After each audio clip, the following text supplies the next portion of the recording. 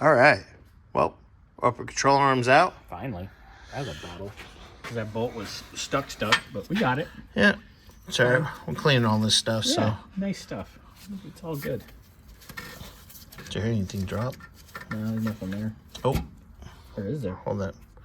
Are you going fishing? I am. For largemouth bass? Hold that one. One shim. Yeah, the fronts were one, and the back, well, there's another one right here. I'm gonna land it here, so I really don't give a crap what was on there because I'm gonna make it muy bishing. I gotta look for the other nut, so hold that. You're looking for a nut? Oh. What else is new? Oh, there's all that. This is for the back, so that was for the front. Back door. So we're gonna put that right there. Here, take these. Hold on.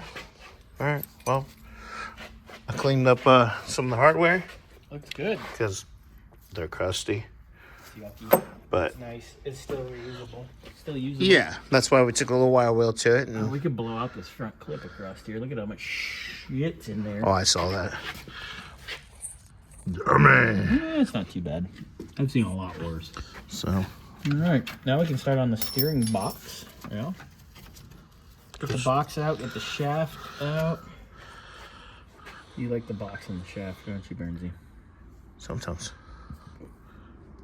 All right, guys. Well, we'll keep on rolling. Steering box, steering hoses, and steering pump out next. And then we can start our subframe bushings, which is going to be a real treat There we go. because it's a whole lot of fun. And we're doing it with the motor in the car, so Yay. it's not too bad. I've done it. It's not a big deal. Done something. What did I do? Well- For how many doggy biscuits? Well, I don't know. That's between you and Scotty. What? Dang. Hey, there's a car right there. Yeah, look out. All right. Sir. Later. Later.